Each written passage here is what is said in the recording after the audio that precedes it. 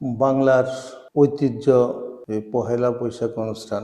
গত বছর আমরা যাদেরকে সাথে নিয়ে প্রোগ্রাম এই অনুষ্ঠান উদযাপন করেছি, হয়তো আমাদের মধ্যে অনেকে নাই।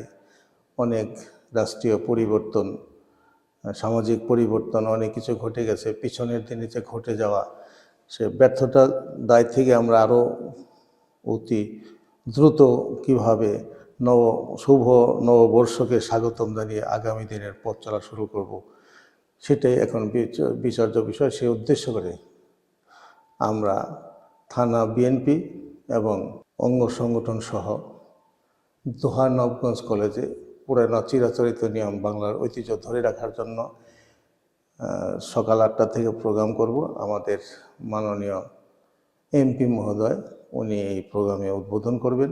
গাড়ি করে উনি নবগঞ্জ থেকে দোহার পর্যন্ত যাবেন, পুরো এলাকায় র্যালি করবেন।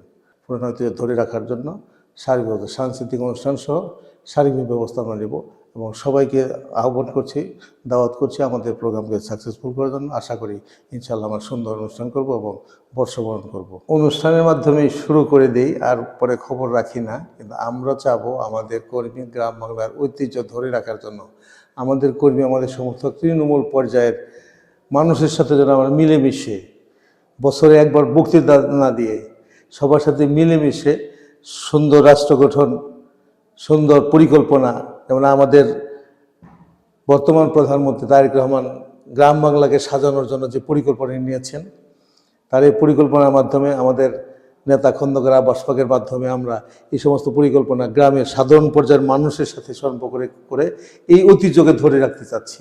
গ্রাম বাংলার সেই ঐতিহ্য যেভাবে আমার শহীদ রাষ্ট্রপতি, বাংলার রাখাল রাজা গ্রামীণ জনগোষ্ঠীকে উদ্বুদ্ধ করার জন্য যেভাবে মাঠে নেমেছিলেন, তার বিদেহত্যার মাগফিরাত কামনা করছি।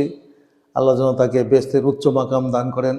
বাংলাদেশের আপসীন নেত্রী, বিশ্ব দরবারে যার খ্যাত বেগম খালেদা জিয়ার রুহের মাগফিরাত কামনা করছি।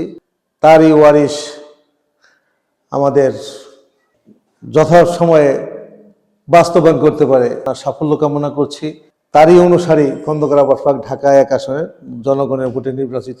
মতে গ্রাম বাংলার এই উন্নয়ন এবং সুন্দর পরিবেশ গড়ে সাধারণ মানুষের সাথে মিলেমিশে থাকার জন্য উনি যেন নিবেদিত থাকতে পারে, আল্লাহর দরবারে সেই কামনা করছি। আমার নবাবগঞ্জবাসীকে এই শুভ নববর্ষের শুভেচ্ছা জানাচ্ছি।